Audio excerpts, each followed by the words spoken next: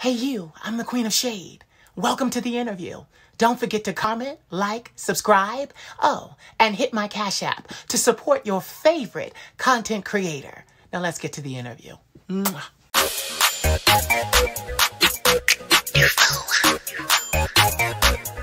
The Queen of Shade. Let me tell you something. You're a bougie bitch and your mama is too. Said you're a bougie bitch and your mama is too. You're a bougie bitch and your mama is too. Said you're a bougie bitch and your mama is too. Salutations, Stufoes. This is your fabulous leader, the Queen of Shade, coming at you with another special presentation, moving full speed ahead with very interesting people to come. And it's not really an interview, it's a chat. It's kind of a fireside chat. We're just going to sit and we're going to get to know each other more, and you're going to get to know us, both of us, and it's going to be a grand old time. Having said that, I have someone you need to meet. And this person is kind of special to me. I've been following this person for almost a decade, and I've watched them do just different things. I first, of course, was drawn to them because of their physique. So that was the first thing that drew me. And then after that was the hook. So after I was hooked, then I started to listen and, understand and hear what he actually had to say. So this person, like I said, fitness enthusiast, yes. But number one, relationship coach. He has also been a mayoral candidate before. He's run for mayor, I believe, twice, right? Yes. Okay, twice. And he is an entrepreneur in his own right. And we're going to talk to him and we're going to get to know him. And it's going to be a grand old time. So without further ado, I would like to introduce you to Mr. Tony Evans Jr. Hi. Hello, how are you? Did I get it right? Did I get it right? Yes, you did it. You did. Right. How are you tonight? Doing good. I'm doing good. Doing real good. How are you? I'm good. Listen, so yes, I've been following you for almost a decade, but get this, fate. I was supposed to meet you in person when I was in Atlanta in 2018 during my album, when I was recording my album. But this is the thing. That trip did not go as planned. No, I ended up having to stay in the house and wear a scarf all the time because I literally had an upper respiratory infection. Gotcha. Yeah, so that's what happened. And I couldn't leave because I needed to do my album. So I sang my entire album with an upper respiratory infection. Wow. So I wasn't able to meet up with you and say hello and take pictures and, do the things that social media influencers do. And I remember, and I'll never forget it, I remember texting you on the last day as I was leaving. I'm like, well, I'm going to Peachtree Station if you want to show up. You're like, please, girl, get out of here. But now I have you, and it's not in person yet. Yeah. But now I have you here again, Mr. Tony Evans. Yeah, 2018 was a challenging year for me. So I wasn't on my A game then anyways. I love you. People need to understand too, you're also known online for your Tony Talks. Yes. And I have listened to those, and those are so amazing. And you know what I always notice? It's so funny too. You're a loner. Yeah. You're a loner. Yeah, I am. I've tried to change it, but it's just, I'm an only child. So I grew up by myself, didn't have any brothers or sisters. So I'm a loner. But it's not really a bad thing. I grew up, I'm the oldest of 4 siblings, but I'm a loner. I'm a loner. Okay. I'm a loner. Doing what we do, because we are content creators, we are thought leaders, we are influencers. You learn to be alone. Not lonely, but alone. Yeah. So Yeah, so definitely we have that in common. You're a Scorpio. My mother's a Scorpio. Okay. I'm a Libra. So. Okay, so you're a Scorpio Libra.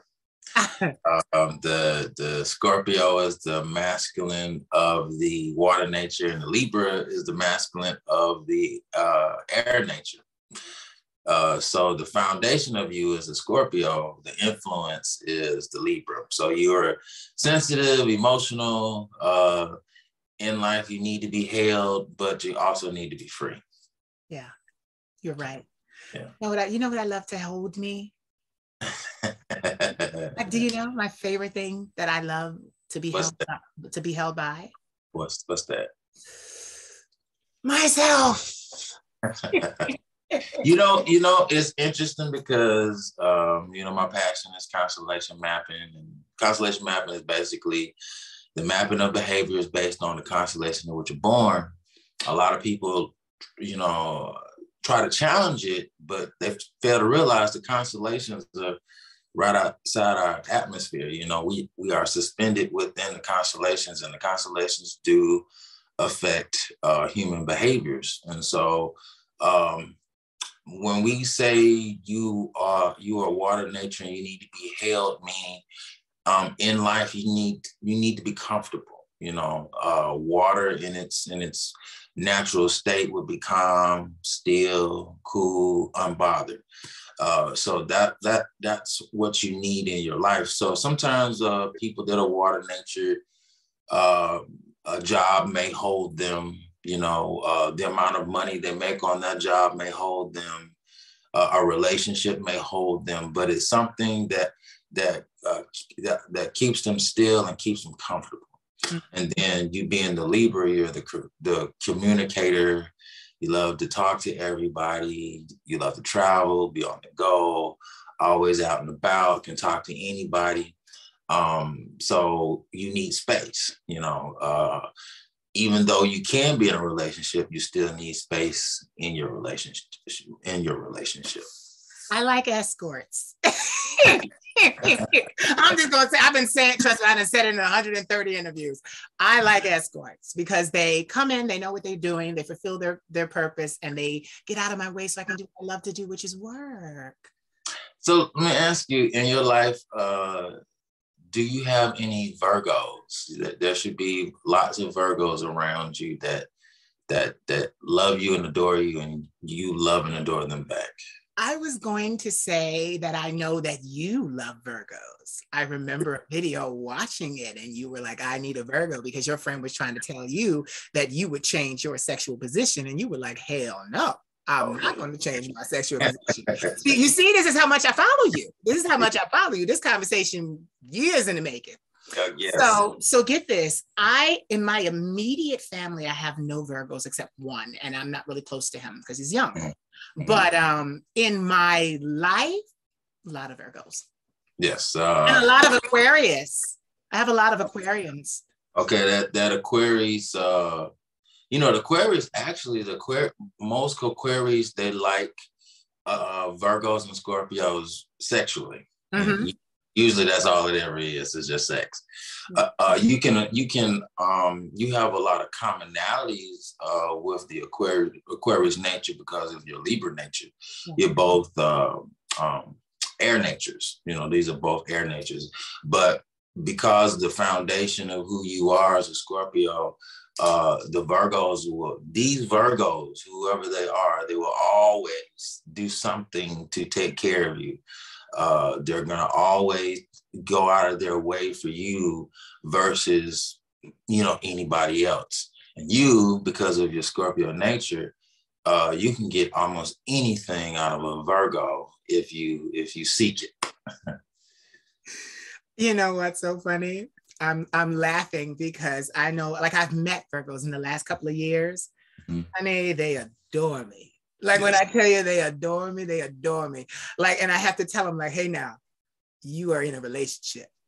And it's funny because, like, I teach this to people, and it's not something that, I just pulled off the internet because it's not actually on the internet.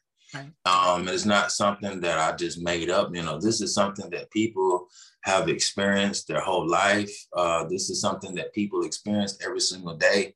It's like you could be at work and you like everybody at work, but this particular coworker, like you love this coworker. Like when they walk in the door, you light up, and they're always giving you something, always doing something for you. But the relationship is very unique versus all your other relationships with everybody else. And I always tell people, when you find yourself experiencing this, find out what the nature of that person is, because that person probably has a nature that you're supposed to be with in life. And a lot of times it can come in a cousin, it can come in a sister, a brother, a aunt.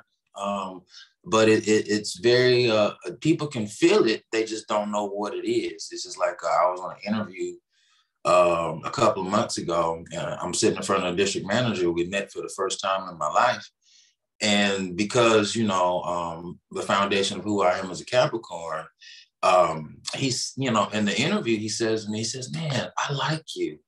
And he said it 3 times. And so that was kind of odd. So I asked him, I said, well, let me ask you, are you or your mother a Pisces? And he stopped and he was like, well, I'm a Pisces. And, he's like, what made you, stop and ask me that? And how did you know? And I said, well, because in this conversation, you said 3 times how much you like me. And, do you do that with all the other people that you interviewed throughout the day? And he was like, no. And so I explained to him why, and come to find out, he had some very close friends that he had been friends with for years, and they were Capricorn natured. And even when I started mapping out all the people in my life, I found out that my 2 best friends are Virgos. The people that I just like am so crazy about are Pisces. So, it's just not something that I just, tell you. You can feel it. You can experience it. Just, it's like I was talking to a girl the other day. I got so many stories. I got all the time in the world. That's why I did it this way. I know this girl. She's a Libra, actually. And I know how, I know the Libra nature. They get very bored. They get bored very easy. They like variety. So, she don't tell them all my secrets. So, she has a little group of, people that take care of her. They, they wine and dine her, take her out, give her things and so forth. But, she says, well, Tony, I do have 5 friends. But one of these friends, I really, really, really, really, really, really like him. And I was like, oh, okay. So I was like, well, what is he? And she's like, oh, he's a Virgo. And I was like, no, there's no way you're a Libra and he's just a Virgo and you like him like that. Because you're air nature and he's an earth nature. So that can't be. Yeah. So I said, what is his mother? And she says, well, I don't know. I said, well, go find out. Right. And when you do find out, chances are he's going to tell you that his mother is a Sagittarius. Now, of course, she thought I was crazy. And 2 weeks later, she comes back. She's like, Tony, how did you know that he was going to say his mother was a Sagittarius? And I said, because out of all the guys of all the friends, this particular one you picked out of all of them, and the way that you expressed that you liked him led me to believe that he had to have the nature that you're supposed to be with in life. And it turned out to be true. And I experienced this time and time again, over and over and over in conversations. And so when it was taught to me, it changed my life. It changed my life because, I had been in 6 failed relationships. Oh, okay. I'm a great guy. Yes, you are. I care about who I'm with, so why doesn't it work out? Why is it that this just can't work out? And come to find out, when I was taught constellation mapping, I was with the wrong men. I was chasing after the wrong people. And then, I realized that just because you like someone or just because you're attracted to someone doesn't equate to relationship. You know, I teach people relationships are like a glass, you know, and you're taking two elements and trying to pour it in that same glass. And if those elements are like oil and water, yeah, you can shake it up all day, but it's going to separate in the end. So no, you can't be with everybody that you want to be with. You can't be with everybody that you think is sexy and hot. You know, it just, unfortunately, it doesn't work that way. Now you can, but it's going to be unnecessary problems. You know what's so funny? Like, I want to see, because my thing is, you know how Virgo is. I'm pretty close to Virgo because I'm the 29th. You know, Virgo ends the 23rd. So I'm right there at the 29th. So I'm pretty early in Libra. But I want to say that how does it affect us if we've had certain things in our life? Like, okay, so they're now superpowers. I've had 15 years of therapy now, but bipolar type 1, PTSD, and acute anxiety. How does that affect my ability to map with other people? Because now I am a tower of strength, but I also have, I'm gonna just say my traits are different now. I look at the world differently than most Libras do. You know, there's an immature Libra and a mature Libra. Child, I'm past both of them. I'm on a whole nother wavelength. And it's so funny that you said, your last thing that you said, you're like, you know, you can't just be with everyone that you find sexy, that you find this, that you find that. And what I find is, because of my nature now, you know, because of my nature now, I'm charming and alluring, and I've got this power and this respect. So as far as escorts go, as far as one night stands go, now I've been celibate for 10 years, but I'm just, but it'll be 10 in August. But that was only to focus on my career. And here we are. But I find that I'm able to have and enjoy different signs because I just, quite frankly, am not interested in going any further than the sex. Okay. Well, I mean, that makes sense. Does that equate? That makes sense for your nature because, I mean, you know, Scorpio, it's a very sensual, very sexual nature. I know that they have this misconception about Scorpios, that Scorpios are freaks. And I guess that depends on how you define a freak. Right. But Scorpios are just they're very sexual, very sensual. There's nothing there, like, I don't want to call other people sex nasty, but it is not vulgar. You know, it's not vulgar, it's not way out there. But then, you know, your Libra-ness, you know, you have the influence of the Libra. And so the influence of the Libra, most Libras don't really desire relationships because relationships are not really for the Libras. They're supposed to be free. Yeah. Now they can be in relationships, but in those relationships, there has to be a lot of room. There has to be a lot of space, a lot of freedom. So, you know, a Libra's relationship may be open, you know, and there's nothing wrong with that. You know, society always teaches all open relationships are wrong. And, you know, you're supposed to, you know, be with one person and this, that, and the other. But you have to understand, society is more earth nature, you know, it's more rooted, grounded, and structured.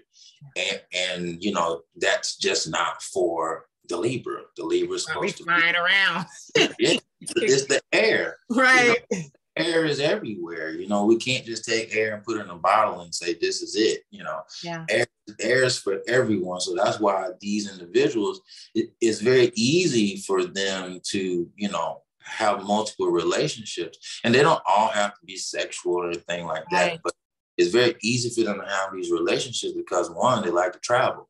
Yeah. They love to be on the go. So, you know, when I'm on Instagram, I can easily spot out an air nature person because, you know, they might have a picture of themselves in Texas, then the next picture was them in, you know, Georgia, the next picture was in, you know, Detroit. And so when they're moving around, it's so easy for them to talk to people and communicate. You know, they start talking to just strangers, and that's a relationship. Next thing you know, they've been invited over the house and eating dinner, and they're staying over, and that's your power. That's your power. I don't go. I don't go. I don't want that either. I don't go. Like, I'm glad we're talking about this because I'm so different, Tony. I had a lot of pain, and that's why you're different, is because okay, so beyond the constellations and matching people and so forth, then we get into functional and non-functional. Non-functional people, and there's a lot of non-functional people. They might be CEOs of a company, they might be the manager. It doesn't matter, but they're still non-functional because they have trauma. They have trauma in their life, and this trauma is causing them to not be to not experience the fullness of their life, the fullness of who they are, and the fullness of their nature. And so I also teach people to live according to their nature. Most people that are fire nature and air nature, they're made to feel ashamed of how they move in the world. So they'll kind of like hide it or try to sweep it under the rug because they don't want people to know, because people might criticize them, call them this or call them that. But, when I teach people, the desires that you have are supposed to be the desires that you have. You can only live in the world through your nature. Now, people that have trauma, when we talk about trauma, we're talking about, a lot of people have been raped, a lot of people have been molested, a lot of people have verbal abuse, they might have seen their mother get beat, that's very traumatizing, when you're— I had all of that. I had all of that before I was 10. Yeah, see, and so you have to go back and you have to start erasing those negative imprints. Yeah. You have to start erasing, the trauma, that happened to you, and let it go and get over it and forgive, so you can, move on and become, the fullness of your nature. Yeah. And so I believe that's what you're experiencing now. But I love what you're saying. I didn't mean to interject there, but that's what I want them to hear. I'm in my family, I'm like a whole, like you said, it's like I'm like a pariah. They're looking at me like, because I don't share the same nature as, the people in my family. A lot of Pisces, there are a lot of Pisces in my family, but this therapy with my therapist and my psychiatrist for the last 15 years, they have been really helping me walk back through. And it has enabled me to do this work. I'll say it like that. But 15 years later, we're still lightly touching the rapes. Okay. Lightly touching the molestations, because I tend to just wall it off.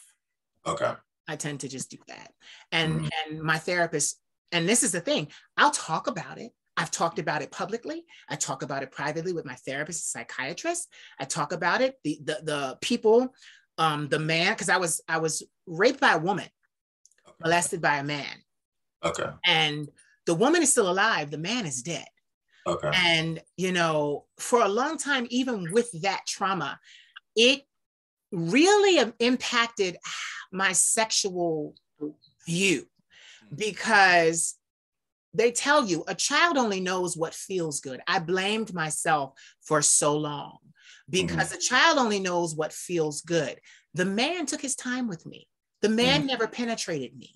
The man never, it was more of, and I can just be honest, I can tell you exactly what it was. He laid me down, and he and this is the thing, so trigger warning for those of you that have been molested, you might know this, but he laid me down and he just looked at my body and he smelled me. And, he told me, you have an amazing smell and you're so beautiful and things like that. And, so that was that experience. Whereas the woman, the girl, she was my aunt by marriage. She's like, get on top of me, pull your pants down, do this, do that, So with those experiences, my therapist tells me all the time, you're just heavily guarded. And this is the thing. I'm heavily guarded now because I'm a public figure. So what I'm saying is we have abnormality on top of abnormality because now I have fame. So now my attitude, and I'm so glad we're having this conversation. My attitude now is I will never find anybody that solely loves me for me ever again in the world. Because from this point, this is what I tell myself, from this point on, they only know the Queen of Shade. And they only know her power. They only know her beauty. They only know her influence. And that is what they're going to be attracted to. They will never be attracted to Bjorn. So you can correct me if I'm wrong, but when fame comes into the picture, and I'm one of those people, because I was read by a celebrity psychic not too long ago, and he asked me, he said, why does your fame scare you? Fame scares me. I'm not interested in fame. I turned 40 this year. I'm interested in my pockets. I'm interested in working, so that I can do more of what you said, travel. And I'm not trying to travel around this country. I'm trying to move to Lisbon so that I can, Paris and the EU and Germany. And that's what I'm doing. I had the chance to go as a 22-year-old and model in Paris for 6 months, left my heart there. I belong there, but I'm different now because there's the trauma and then there's the fame and notoriety. So it's like, well, I always suggest to people, it's real easy to be in a relationship with someone that shares your same passion. So if I was, if you were looking for love or something of that nature, I would advise you to find find a man, if it's a man. Of course it is, Tony. Okay. Hey, I've done that before. Yeah. I was talking to somebody. I was talking to a guy, and I said, well, if it's a guy, and he's like, what do you mean? I'm straight. I'm straight. And I was like, okay, okay, bro. So I have to, make sure I'm, saying. Even though you were reading his energy, though. Even though you were that's just that for the viewers. Even though you were reading his natural nature and his energy. Yeah. Okay. Yeah. Hey, whatever you say, bro. Whatever you say. So I was, I told, I always tell people, find somebody that's in the industry. Find somebody that's equally yoked with you, So if you're famous, find somebody else that has, the equal amount of fame. But they become your competition, but they become your competition. No. You get ahead and they don't get ahead. Now it's a bone of contention. They only become your competition when it's the wrong nature. So you would have to find a man that has a mother that's a Scorpio. Oh. No, that's a Virgo. I'm sorry, that's a Virgo. You're a Scorpio. You have to find a man that has a mother that's a Virgo. And you have to make sure that he's fully functional, had a good childhood, and he loves his mother. If he does not love his mother, run the other way. I didn't have a good childhood. What could I offer him? Well, you might not have had a good childhood, but you're going back. You're taking the necessary steps to deal with those things. You see, a lot of times people have trauma and they don't go, they're not taking the necessary steps to go back and deal with the trauma. Or a lot of times people fake themselves out thinking that they have gotten over the trauma, but they truly haven't, So and that's why you're different now, because you're becoming fully functional. At one point in time, I wasn't fully functional. At one point in time, I had issues with my mom. Now, I've never been, raped or molested. I don't have those type of traumas. Right. Thank God. I do have, I was raised by a grandmother that was schizophrenic. I didn't know that she had schizophrenia. So a lot of the things that she said and did, it really, really hurt me. And so, that caused a strain on me and my mom's relationship. So, as I was growing up and becoming a young man, I used to close myself off from the world. I'd go to work, come home, all my windows are darked out. You can't even tell if it's day or not night. while you're in the house. Right. Nobody knew where I lived. I never had company. I wasn't dating anybody. I didn't want to talk to nobody because I was non-functional, you know. And so when I see behaviors in people, you know, these are learned behaviors. These are not behaviors that you're born with. You know, when a person says, "Oh, I'm shy," then I say, "Okay, well, what happened to you?" You know, because you weren't born shy. You know, that's something happened to cause you to be that way. So you would have to find someone that's in the industry that shares the same passion that you share, and they're out there. They are out there, and I'm telling you, the relationship between the Scorpio and the Virgo is very, very powerful.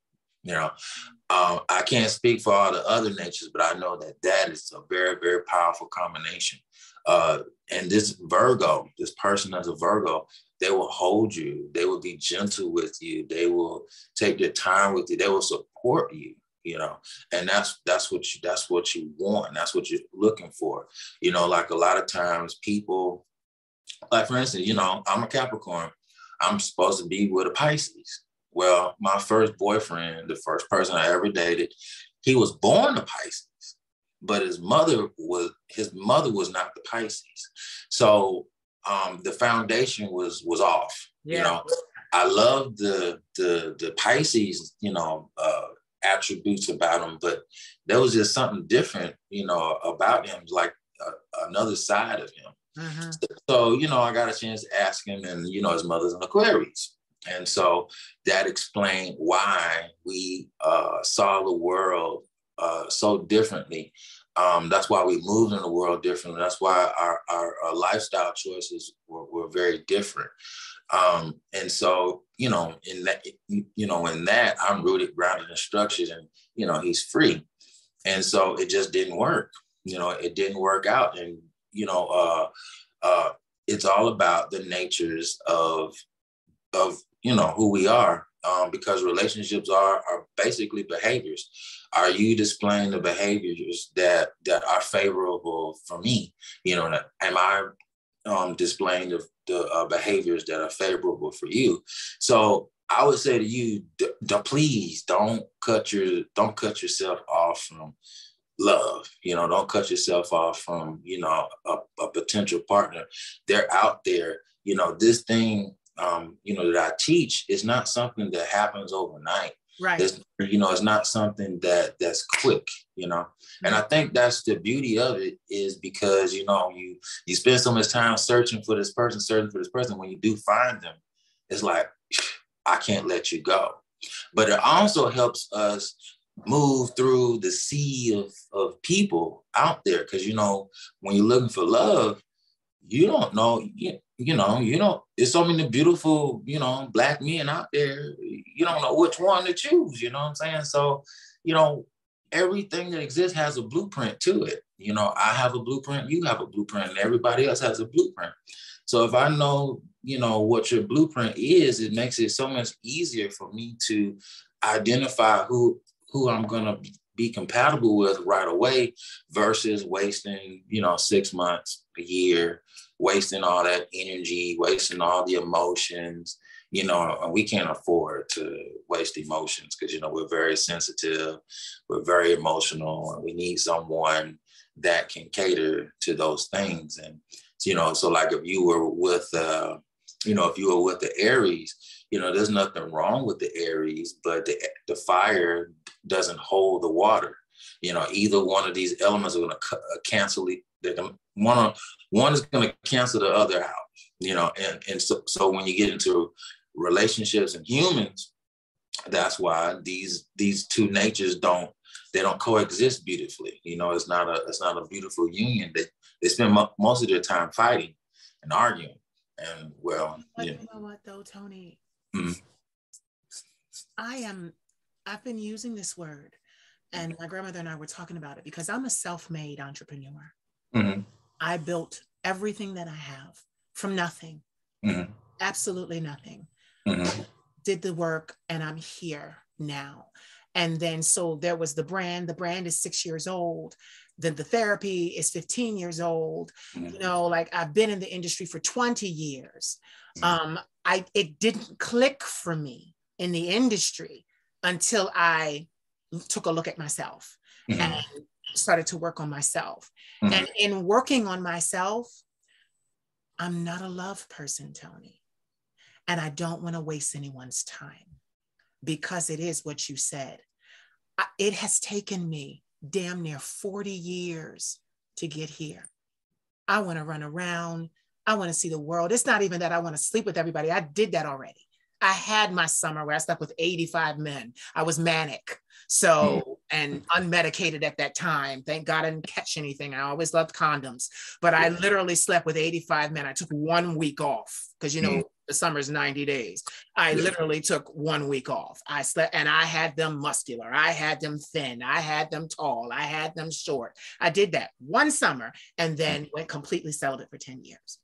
Okay. And my thing is, I just don't want to waste anyone's time, because now the way I look, the way I am, I'm appealing to a lot of people. I'm stability, you know, I'm strength, you know, I'm self-employed. I am independently wealthy, you know, and I don't mean that just in money. I mean in spirit, in truth, in gift, but even with all of that, I have that appeal and that allure, which brings a lot of men my way.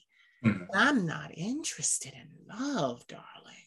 Well, I mean, that's okay, but I'm just gonna tell you this. If you ever are out there in the world and you run into a man that has a mother that's a Virgo and he's born a Sagittarius, you're gonna feel it. And I know you're gonna feel it because you're a water nature. Water natures, we feel everything. We feel everything. We live through the world, through our emotions and our feelings, you know. And we have great intuition. You know, our intuition is like on point. So when you do find this person, you don't even have to be looking for love. You know, you don't have to be looking for this. It's just, it happens. You know, you meet this person and you're like, wow, I really like this person. Or, you know, it's interesting because I met a guy about maybe 5 years ago, and I wasn't studying constellation mapping back then, so I had no clue what constellation mapping was. So when I met him, you know, I remember we went out on a date, which normally I don't really go out on dates, but we went out on a date. He spent the night, which I had kind of forgot about. We didn't sleep with each other. Right. And I've known him for, you know, a while. I remember he invited me over to his brother's birthday party. And I remember I was getting up off the sofa as he was going outside, and I stopped myself. And I was like, man, I just love the way you treat me. Like I've never been treated like this guy treated me. And it was natural. It wasn't something that was forced. We don't have to talk about it. It's just, I love the way that he treated me. Everything that he did was just like almost like perfect. And, you know, I literally love this guy, you know? So when I got to, you know, study in constellation mapping, come to find out that he's my perfect match on both ends. His mother is a Pisces and he's born a Virgo. So because I'm the Capricorn, you know, Capricorn is supposed to be with the Pisces, and because I'm a Scorpio, the Scorpio is supposed to be with the Virgo. So when it comes to men, dating men, it's best that they line both of their natures up the way it's supposed to be. Now, of course, some people settle, some people don't want to wait around for the perfect match and all that stuff.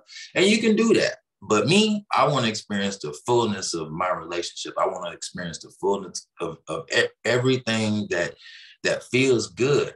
But, you know, the thing was, we've known each other for a long, long time, and I love him. Yeah. You know, I love, and the thing was, when I met him, I knew I wasn't in the right place in my life to be with him. Okay. I knew I wasn't good enough for him at that particular moment. And I had to, you know, kind of like just keep him at bay until I went and fixed up myself. Yeah. And I've never I've never, nobody's ever made me feel that way. Like, I need to fix myself. But it was just something about him and our chemistry and our energy. And I just knew I need to fix myself. So, we're still great friends. I don't know if we'll ever get married or anything like that because I'm in Ohio and he's in Atlanta. But, you could feel it, so I'm telling you, like, when you run across that person and you're going to know it, because it's going to be something unique, something different about this person, and it's going to feel good. It's going to feel right. But before I, go further on that, I want to touch on another point. The reason why it's so important for people to go back and erase the trauma is so that they can begin to manifest the things that are for them in their life. A lot of people are cutting off, a lot of their blessings because they're holding on to unforgiveness. They're holding on to, what happened to them 15 years ago. And you're only cutting off your ability to manifest, the things in your life, and so that's why we have to go from unfunctional to functional, so we can begin to manifest these things. We're very powerful beings. We're very powerful creatures. We don't give ourselves enough credit for our powers, but we can't live in our powers if we don't know what our powers are, first off. And then we can't live in our power. We can't manifest, the things that come from our power if we have these walls, these negative roadblocks, this negative energy. You got to get rid of all that shit. Yeah. So I wouldn't tell you to, go out there and deliberately look for love, but it will find you. It will find you. You know what? I don't know if his mother's a Virgo, but I met my Sagittarius 20 years ago in New York City. And we are still close to get today. And I love him. I'm in love with him. He's in love with me. He's in love with me. So, and the thing is, it was kind of a thing where I was too young. I didn't have anything of my own to offer him, because I'm big on that too. I didn't have anything to offer him. He was already further along than I was. So I we kept in touch. And the crazy thing is, in the last 3 months, I've done 130 interviews. He was the first interview I ever did. And we love each other. He, like, literally every interview he has watched, and he gives me feedback on every interview. And he's like, oh, this is good, or oh, this is that, and oh, this is that. And his feedback is never negative. And see, that's the beauty of constellation mapping. The people would only just listen, have an open mind about it, and try it. It's a beautiful thing. It's a beautiful thing when you have someone, that understands you, and it doesn't have to be about sex. Right. They support you, and I think that's like the purest relationship that you can have. Right. Is a relationship where sex. You might eventually have sex, but oh, hell yes. but it's not the foundation of your relationship. There's other factors, there's other things that you love about this person besides the sex. Yeah. And so, like I say, people have experienced this before, they're experiencing it now. It could be a cousin, it could be a brother, it could be a best friend, it could be your boss, but it's a very powerful thing. And these, I have to teach people that all relationships have order. Everything that exists has some type of order to it, some type of structure.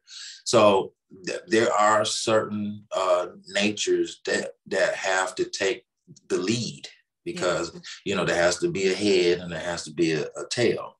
So when you have relationships between earth natures and water natures, the earth nature takes the lead. And when you have relationships between the air and the air takes the lead, because the air feeds the fire. And so, me being a Capricorn, I knew when I met, my potential partner, or, I met this guy, or I meet somebody that has the Pisces nature, I know that I have to hold them, and if they were holding me, it would be out of order and it wouldn't work. I have to hold them because the earth holds the water. So that's why I knew I needed to go get my career, you know, go get a better career, making money, you know, so I can hold, you know, this person. Not that they're, you know, they'll probably have their own job and, you know, their own, but, you know, Pisces, Cancer, Scorpios, we like security.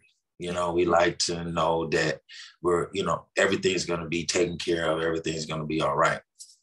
So, you know, a lot of times, you know, in relationships, people don't know the structure of their relationship. You know, like you might have someone that's a Aries and they're, you know, they're the leader of their relationship and they're dating an Aquarius. Well, that's, you know, the improper way.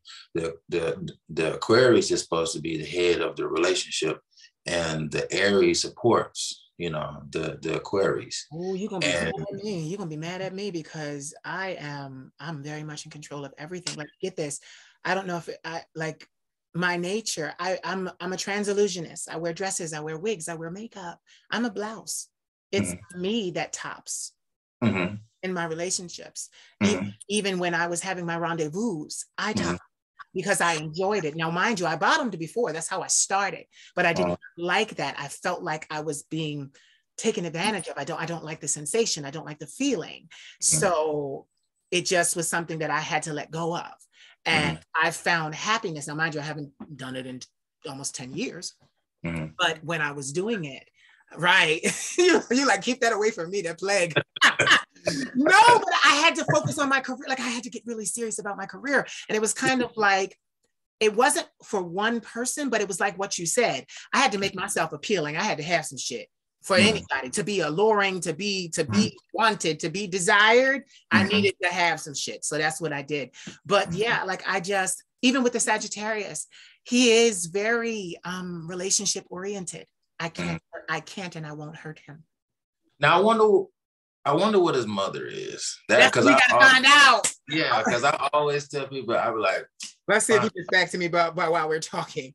Because I'm like, I'm getting ready to hit him right now. What's your mother?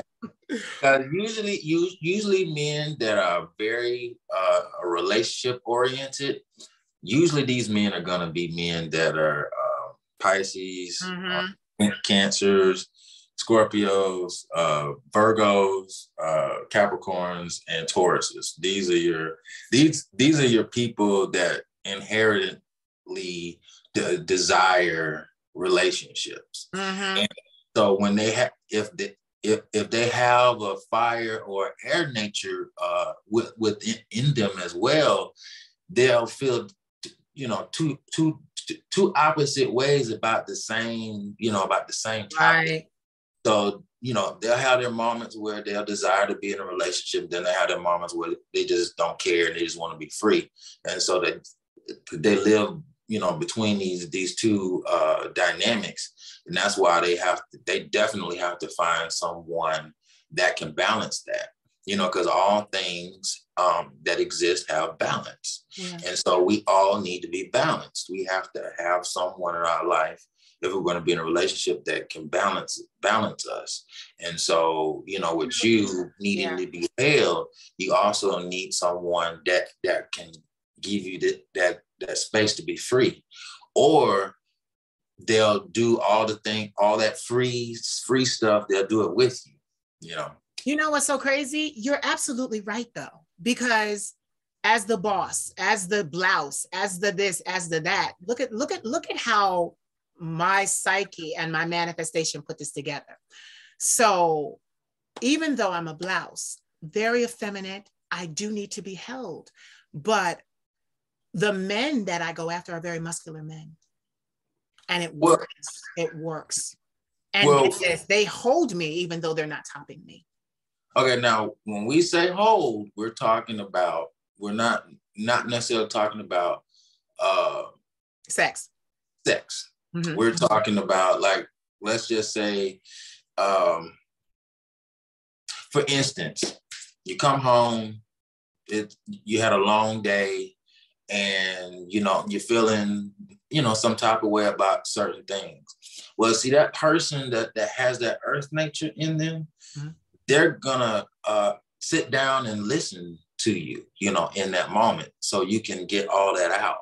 You know, it's really hard, you know, a lot of times when you, especially if you're a water nature and an earth nature, but if you're a water nature and you need to express your feelings and emotions, and you're talking to someone that doesn't seem like they're paying attention, or it doesn't seem like they're really getting it or understanding it. See, if you have the right person in your life that has that nature that you're supposed to be with in life, they'll give you all of those things that you need. So those times when you need somebody to sit down and listen to you and understand what you're saying and be able to respond with what you need, that's, you know, that's going to be the most important time. You know, if you need somebody to just, you know, hold you, you know, not sexually, but just, you know, whatever that is, you know, that person's going to be willing to do that. You know, if you move in together, you know, this person's going to make sure the bills are paid. They're going to be responsible. You know, you're not going to have arguments. Now, I don't like arguments. I don't like arguments. You might have some differences of opinions, but the resolve is going to be very peaceful, very respectful. You know, it's like you might say, okay, well, you know, I don't believe in X, Y, and Z. You know, his mother's a Cancer. His mother's a Cancer. See? He did. The minute you said he's very relationship oriented, yeah, like, okay, that's either earth or water. Earth or water. Yeah, his mother. So in that relationship with you guys have the connection of the Libra and the Sagittarius on the front end. On the foundation side, you both of you are water natures. Yeah. So both of you need to be held foundationally. Yeah. So in that regard, that area of that relationship would be a problem, because you know, he needs to be held, you need to be held. But on the front end, you know, you're the Libra, he's a Sagittarius, you guys can understand that freedom, that need to be free, and you know, they'll do things with you that might be free, or they might just let you go do your thing, and it's not going to bother them, you know, because they have that nature that needs to be free. Yeah. So, you know, both of you need to be held. So would that relation, could it last? Yes, it could, but you'll be missing some things. Yeah. You'll be missing things, and he'll be missing things. It's like I was talking to a guy today, and I think we both know I that. think he was a Aquarius. Yeah, he was an Aquarius, and his wife was a Pisces. And I told him, I said, "Oh man, you know, his wife was an Aquarius. He was a Pisces. His mother was a Pisces." And I said, "Oh man, you missed out." And he's like, No, I didn't. I didn't miss out. I had a beautiful life. We had money. Da da da.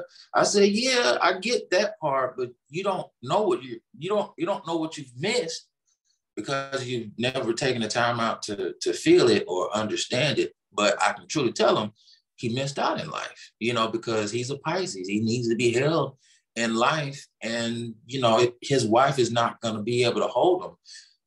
You know, he's sensitive and emotional, and his wife, she doesn't live in the world through her, you know, emotions. And she's not going to be all sensitive. She's not going to be, you know, the huggy, feely type, you know, hold. That's just not, it's not her. And even though, you know, he may feel like he's all right because, you know, he hasn't experienced it. But if he had experienced it growing up, he would know that that's something that he needs. And so, you know, like I say, it's really interesting. But well, get this, I have the gift of resiliency. I can reinvent myself. I do it over and over and over again. My grandmother and my therapist, they call me the Phoenix, because they say you're a mythical bird of fire. You burst into flames and you recreate yourself. And that's what I do. So what happens if you're a fifth element? Because I'm a fifth element. Well, you know, you being a Libra, you know, and don't take this the wrong way, but no, go ahead. Air natures, we we call them illusionists. Because they can, it's almost like a shapeshifter. Yeah, they can shapeshift. Yep. You know, they can be this way for this person. They can be that way for that person. My grandmother calls me a chameleon too. You know, so that's that air. That's that air nature. You know, being able to you know, be I with can everyone. be to you what you need. Yeah. And so, and the reason why you do so well in this field is because you're a great orator, you're a great talker, you're a great speaker. You be very good at marketing, because when you sell something or you talk about something to other people, it sounds great. Oh, wow, that sounds good. Wow, you know, wow, she made it really sound really good. To you, you might be just speaking, you know, your regular words, your regular self, but to them, it's like, wow, okay. You know, like Donald Trump, for instance, you know, his mother's a Taurus, but he's born a Gemini. And he's not using elaborate words or anything like that. He's with his words, he's basically touching on emotions and feelings and things that people want to say and do that they don't say. He says it for them, you know. And so everything that he says, it sounds good, you know. And even though just some. Yeah. But you know the thing about his nature is, you know, he is the earth nature. So earth nature people are very solid, and they're just gonna tell you the blunt truth. You know, if you want to know the fucking truth, you go get you a earth nature. But then on the other end, you know, he's a Gemini. So, you know, a Gemini, you know, a lot of times they'll tell you whatever the hell you want to hear or whatever they think you want to hear, but he tells the truth at the same time. You know, it's just like when he says China has been taking advantage of us. Well, the truth is China has been taking advantage of us, you know? So not everything that comes out of his mouth is false. Is false, you know? But, you know, I can say these natures that people possess, a lot of people don't know what their nature is. A lot of people don't even know that, you know, they've been living off their mother's nature this whole time. Because I know when I was growing up, I always felt like I was two different people. I always felt, you know, I'm strong, I'm tough, I'm ready to take on the world, but then I'm sensitive and I'm emotional. You can hurt my feelings pretty easy. And I used to always wonder, why do I live between these two dynamics? But, you know, once I understood constellation mapping and I understood myself, you know, I've been living through my mother's nature this whole time because, you know, the foundation of all men, you know, is their mother. And so, you know, in teaching this to people, you know, it's like a lot of people, you know, find out, oh, wow, you know, I've been living the wrong way, or I've been trying to, you know, live the way my mother taught me or live the way my father showed me.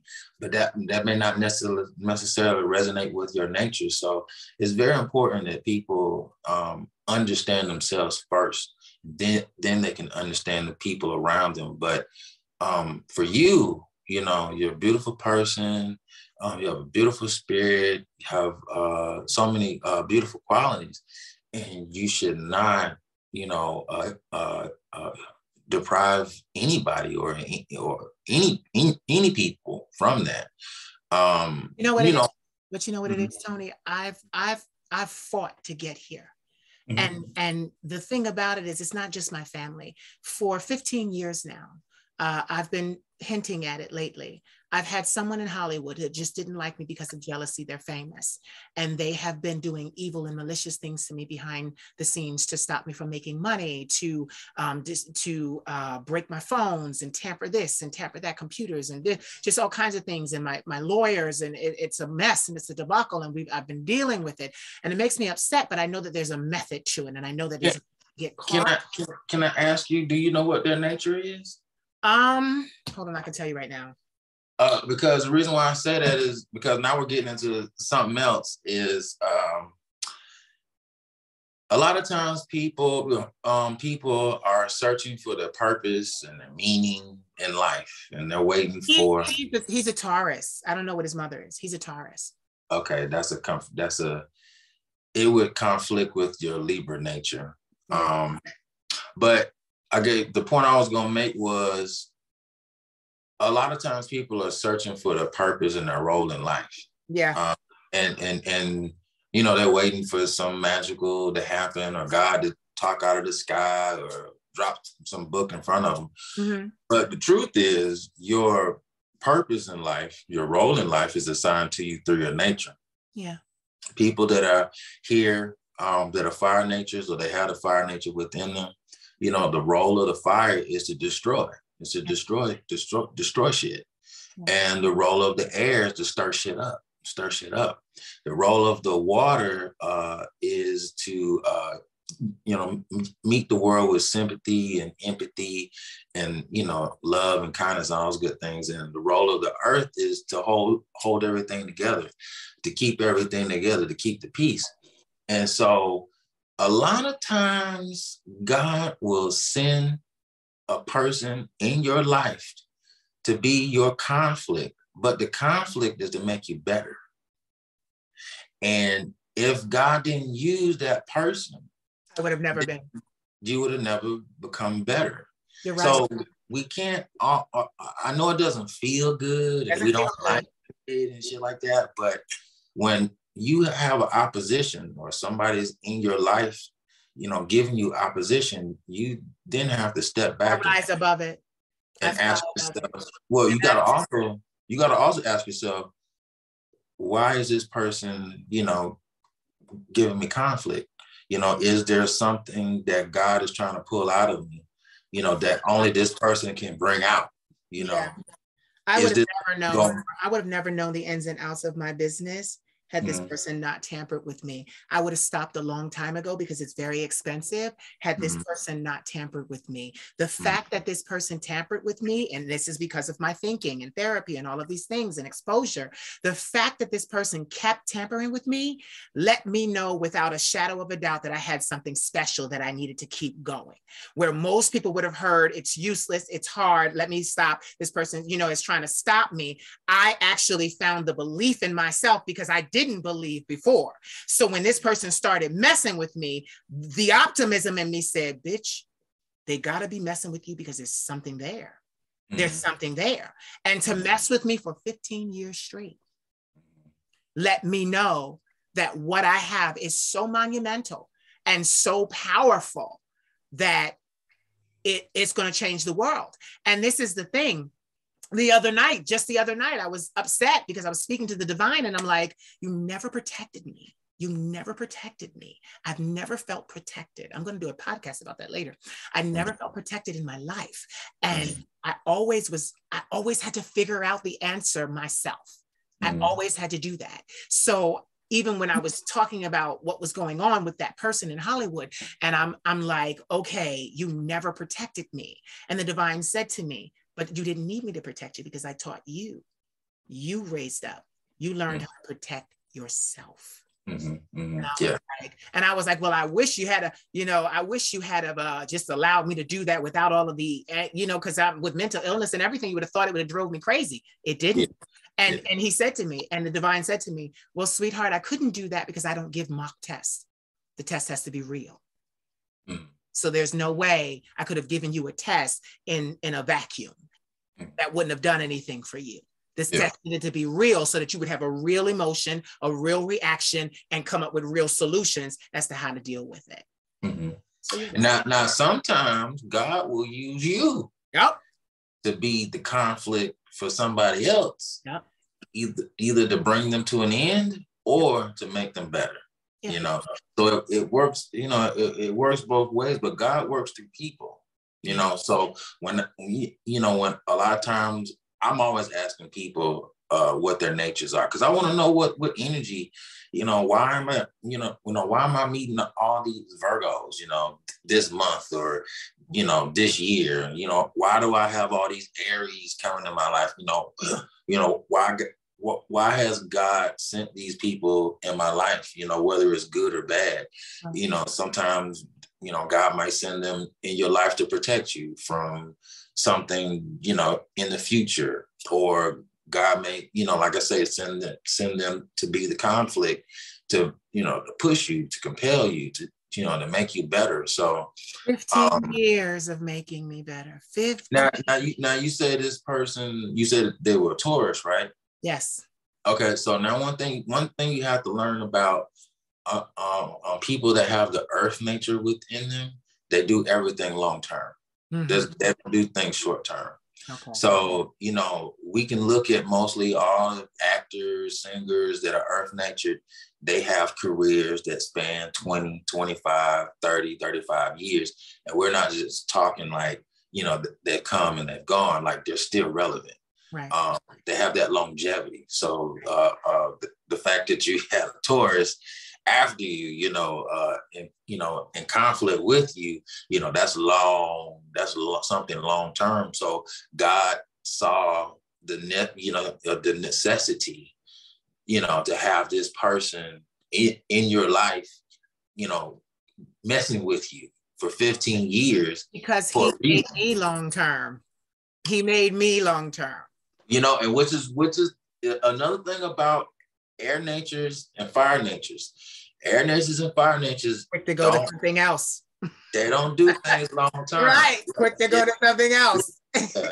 So you're right. You're right. He made me long term. And now I talk about it now. I even talk about I have longevity. I wouldn't have had it before. It wouldn't have been what it is now.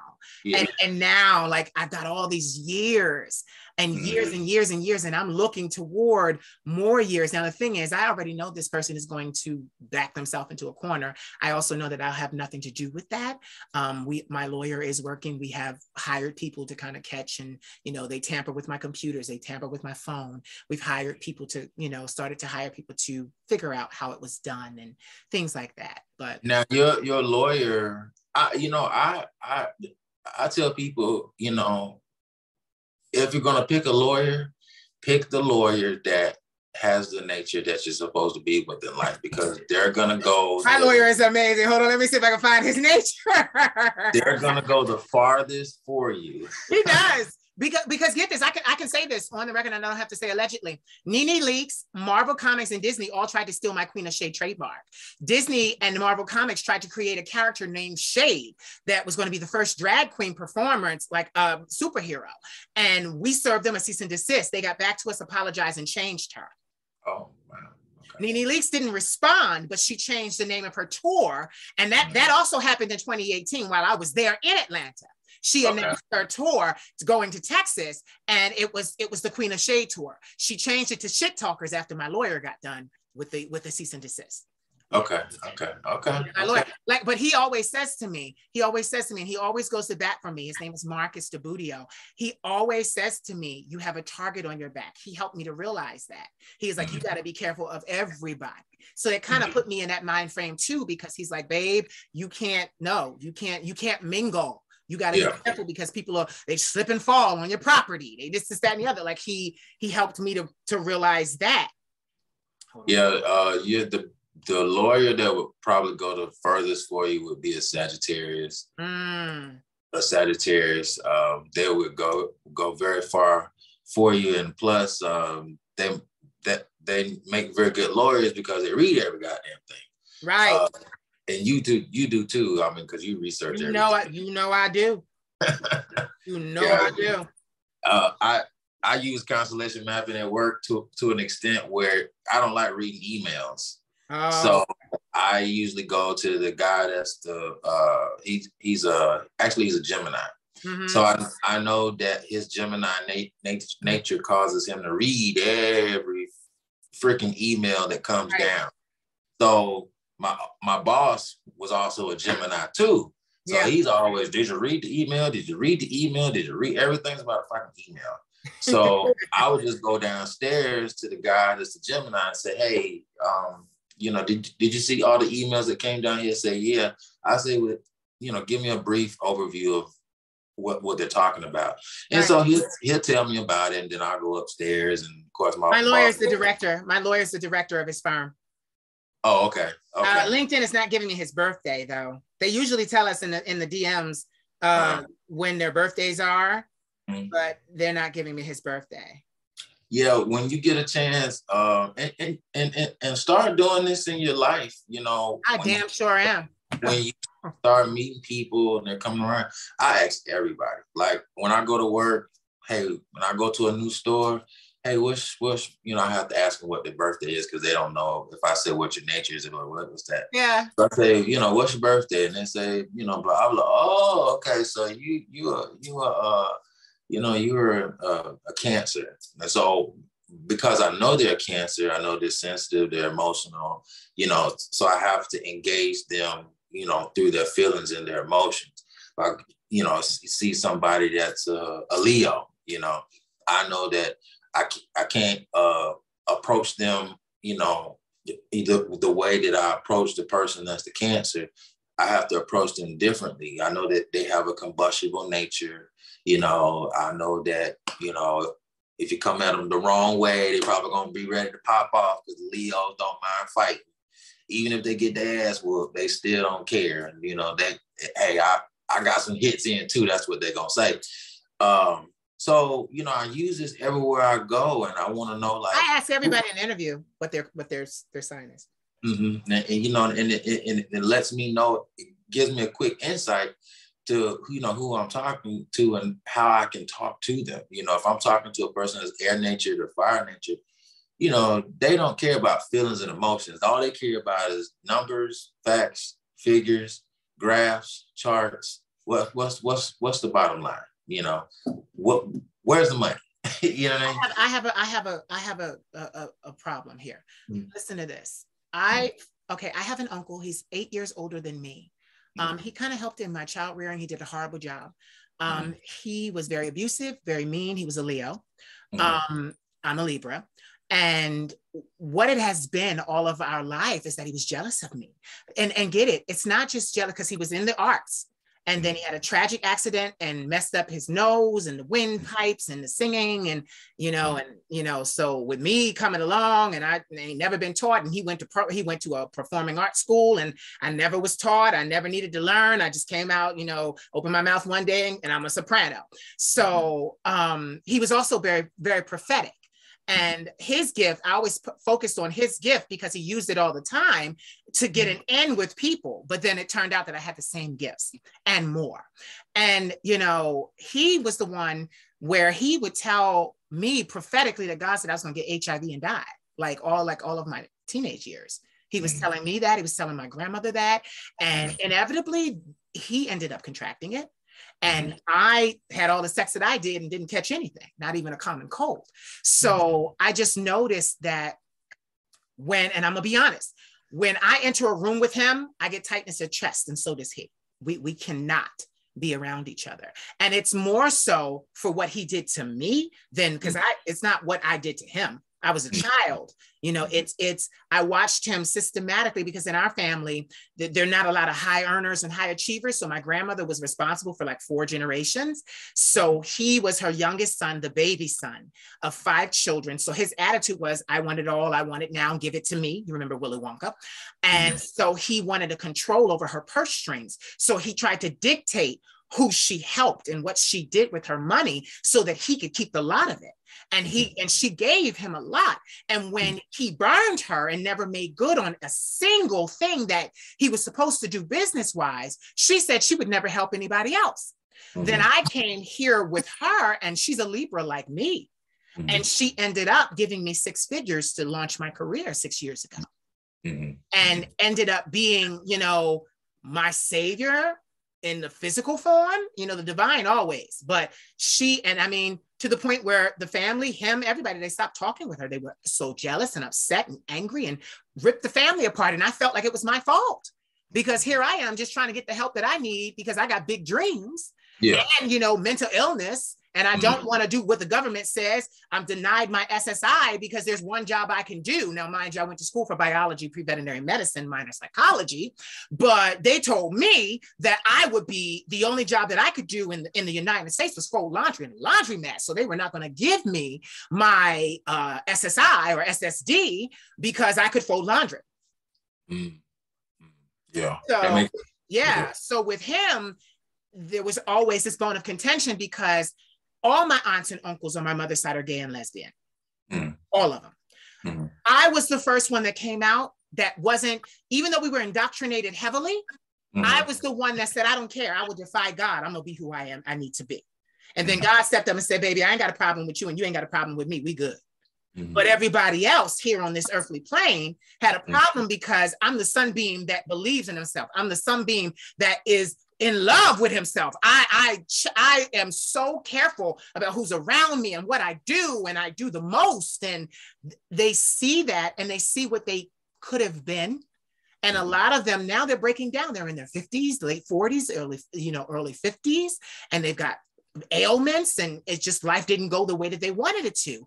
And they kind of look at me and they say, oh, you're such a prima donna, or you're so full of yourself, you're so this, you're so that. And one of my interviewers said to me the other night, isn't it funny that they tell you these things, but they come to you for advice? They come to you. So you're full of yourself, but you can't be full of yourself, but they can be full of you and your advice and your teaching and everything you have. They probably have trauma. Yeah, real bad. Real bad. And so when I run into people, you know, and they're displaying unfavorable behaviors, I automatically know that they have trauma in their life. And I usually ask, you know, what happened to you? You know, when I hear a person, you know, like let's say it's a Taurus. And I hear a Taurus, you know, I don't give a fuck about this, fuck that, da da da. They have all this negativity, all this negative energy. I go up to them and I ask them what happened. You know, what happened to you? Because you're not even supposed to talk like that. Wow. You know, Tauruses don't talk like that. So I automatically know that they have trauma in their life. And then when you get them to talking, you know, they've been raped, they've been molested, they've been verbally abused, you know, they've been physically abused. So, you know, when I run into people like that, I don't take what they do personal, you know, because nobody's really responsible for the trauma that they have to endure, especially as a child. But at some point in time as an adult, you know, you do have to take responsibility, you know, if you want to clean up your life. But if you don't, you're going to constantly have these negative energies between you and everybody that you meet, you know, everybody that you come in contact with. So, you know, I always say when people say, oh, this person did this and this person did that, I always ask the person, I would say, well, do they have trauma in their life? You know, and then so, they got a lot of trauma. Okay, well, then you have to approach, you know, this a little differently. Don't take what they do personal, because it's the trauma that's, you know, deflecting off on you or whatever the case may be, you know. I'm there with it too. I'm there with it too. But what I do is I remove myself. Like I do. I don't talk to them. I'm not around them. They don't have access to me. You can do that. Some people, well, I guess because of me and me, I just be trying to understand people more in depth. You know, I know they can't do anything to me. You know, they don't have any power. But, you know, I want to know, like, what happened to you, you know? So I don't necessarily take a lot of the things that people do negatively, like I say, personal. Because I know it's a source. You know, I know it's something that happened to them. And like I say, you know, I can't hold what happened to you as a child against you. That's what he did. He did that all the time. I was 14 years old and I got suspended from school because for the first time I printed out gay porn, and I got busted because I didn't know that the printer was out of paper, and I left for the day thinking, oh, it didn't print, and I got suspended for 5 days. And to this day, I was 14. My therapist said it to me too. He's holding you against you as a child. He tells everyone that. He even told my nephews, and my nephews, I'm 18 and 19 years older than my nephews. And he told my nephews that. My nephew said the other day, he told me about that. Yeah. Is he out? I mean, is he gay? Is he straight? Yeah, get this. He was gay. Now he kind of, okay, I'm gonna just be honest. My uncle has a certain type of man that he likes to go after. Okay. So in order to get that certain type of man, he picks up certain traits. Okay. So if he wants to be in a circle with a more masculine men, which he does like, he will, the tattoos, the sleeve tattoos. He was never that when he was younger. He was very prima donna. He was very, artist and beautiful. And he still is to this day. He still is, even with all that he has made to face. But a lot of it is just for show. There's nothing there when you shake the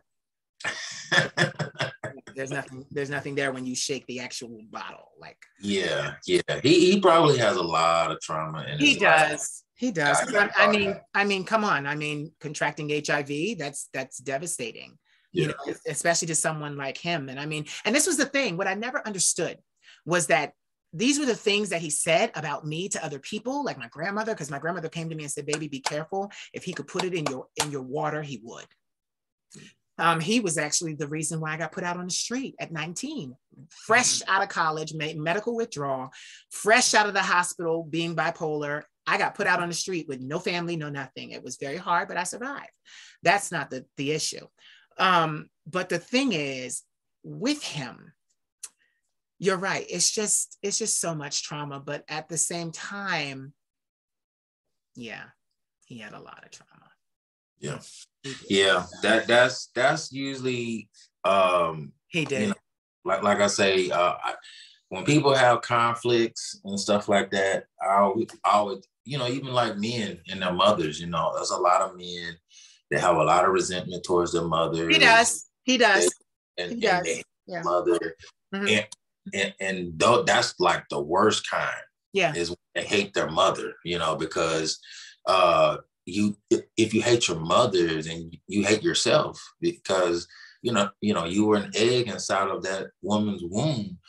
Everything that you are, all the way down to the cells, all the way down to the mitochondria, is the exact same. You know what I'm saying? So hating her, you hate you. And if you hate you, of course you're not going to have favorable relationships with anybody, because you got to first go to the foundation and love you, the foundation first. And then you can, project that love out to other people. She tells me she will never trust him again. Because he just was so bad. He was very mean. But see, that's the thing. Like, I like to teach people, when you know that somebody has trauma in their life, I'm not saying that you got to fix them. I'm not saying that you got to sit down and sing Kumbaya with them. Serial killers have trauma, though. So if you get killed by a serial killer because your ass was up there asking them what's wrong, whose fault is that? Serial killers do. They are born out of trauma. But there are warning signs. There are warning signs. But like I said, most people don't pay attention to people, in this depth. It is. His mother, she tells me this all the time. She denied him something, and he told her he felt like bludgeoning her in the street, in her sleep, or pushing her down the stairs. Wow. Does she have trauma in her life? Yes, my whole family. I'm the only one that's dealing with it, though. I try to work on her as much as I can, and she's coming around at 74. But what's her nature again? What is she? She's a Libra. I don't remember when her mother's birthday was. Okay, so she's a Libra, and he's a Leo. And he's a Leo. His father that was abusive. Like and she always says this. He never spent one day with his father. His father was gone before he was born, and yet and still he has that abusive same nature as his father. His father's a Taurus. Okay, now the father definitely. Now, if the father's a Taurus, he definitely has some trauma in his life too. Yeah, because Taurus is, they're just not. That's not necessarily their nature to be destructive. Yeah. It's not their nature to be violent. They're the peacekeepers. They're always trying to keep the peace. So when I see a Taurus, they're violent and they're displaying these destructive behaviors, I know that they have trauma too. And there's so many people in the world with trauma in their life. God, so many people. But that's what I use to understand, where people are coming from, understand why they're behaving the way that they behave. So, I guess maybe I have sympathy and empathy for them. I mean, I am a water nature, so we do have a lot of sympathy and empathy for other people. Mm-hmm. But like I said, I don't hold it against them. I just walk away, or I'll try to, try to walk them through their trauma. Because, minute I ask, hey, what happened to you in life? And they start talking, then, sometimes I can reach them. Then sometimes, maybe it's just not worth it. Now I'll walk away, but I won't walk away with ill feelings in my heart for that person. Just like my boyfriends, some of them have done some unfavorable things, but when I look in their life, they all have trauma. But it's not an excuse, though. You can't say murdered those people because of that trauma. No, it's not an excuse, but a lot of people. What do they say?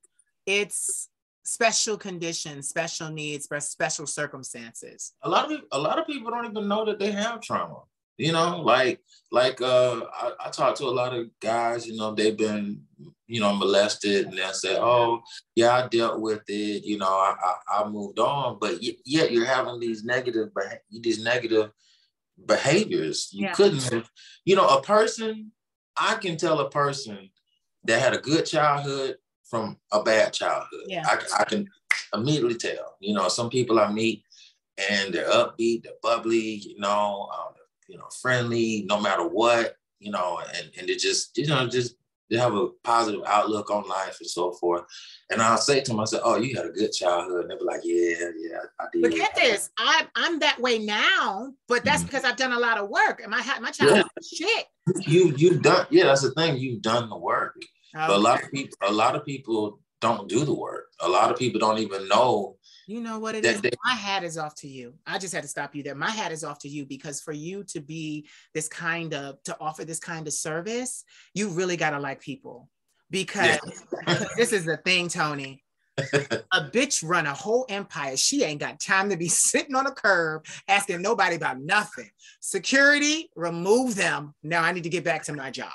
Well, see, like I did a video the other day. Mm-hmm. We all have a calling on our life. We all have a ministry. Yeah. Some people's ministry is doing hair. Some people's ministry is making music. Some people's ministry is all of them, all of the above. I do everything. Yeah, it could be all of the above, but this just, 2012. Okay. I was sitting in my office. I was working for Walgreens as a store manager, and I was emotional wreck.